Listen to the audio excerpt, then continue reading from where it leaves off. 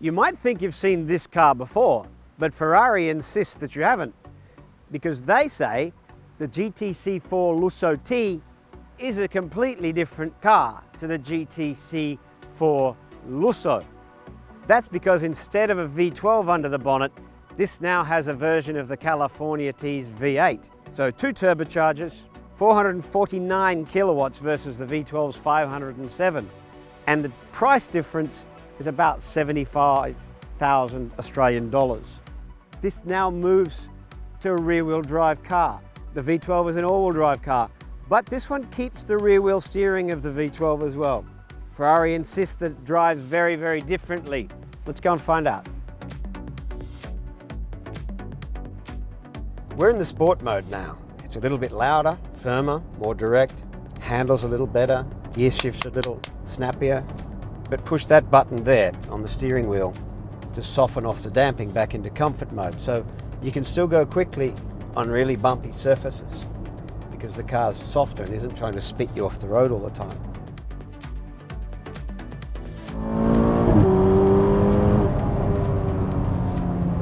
Impressively fast, 3.5 seconds from 0 to 100 kilometers an hour.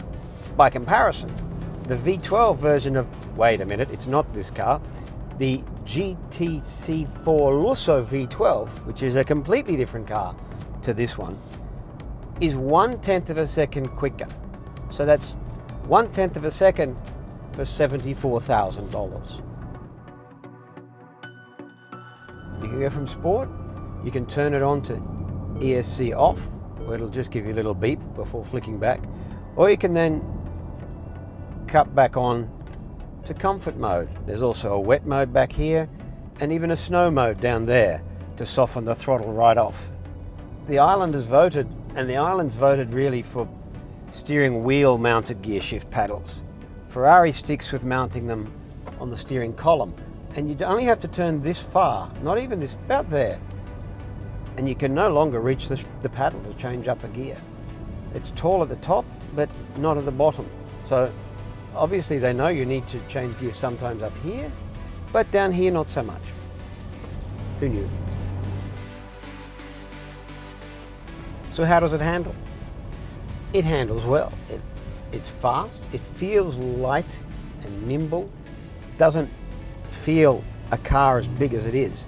It's more or less 100 kilograms lighter than the V12. A big chunk of that comes from chopping off 4 cylinders, obviously.